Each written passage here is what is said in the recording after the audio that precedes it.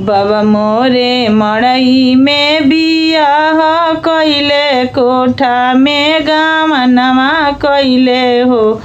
ए लाल ना घुघावाऊ ठाई प्रभु जी देखिले, धनी बड़ी सुंदर बाड़ी हो।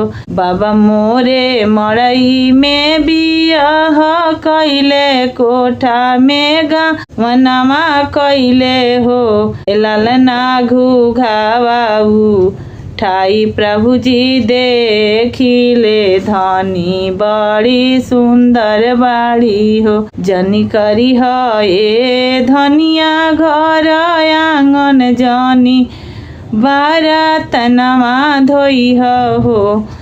ए धनिया जनी करी राम के रसोईया, चुनरिया तहरो चटक रही है हो।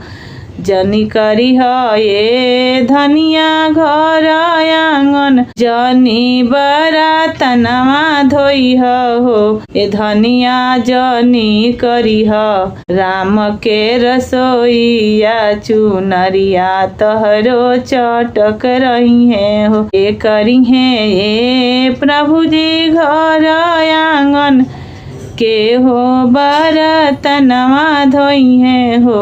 ए प्रभु जी के हो करी है राम के रसोईया, चुनरिया हमरो चटक रही है हो। के करी है ए प्रभु जी घर आंगन के हो, बरतनमा धोई है हो। ए प्रभु जी के हो करी है राम के रसोईया, चुनरिया हमार चटक रही है हो। अमा करी है ए धनिया घर आंगन, दीदी बरातनमा धोई है हो। ए धनिया भाभी करी है राम के रसोईया, चुनरिया तहरो चटक रही है हो। अमा करी है ए धनिया घर आंगन, दीदी बरातनमा धोई है हो।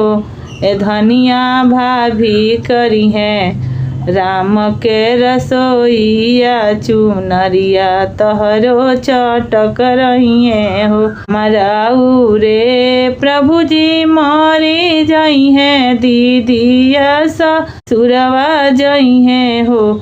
ए प्रभु जी भाभी राउर जरी के अलगिया, अलग होई जाई है नु हो। मराऊ रे प्रभु जी मरी जाई है, दीदी या ससुरवा जाई है हो।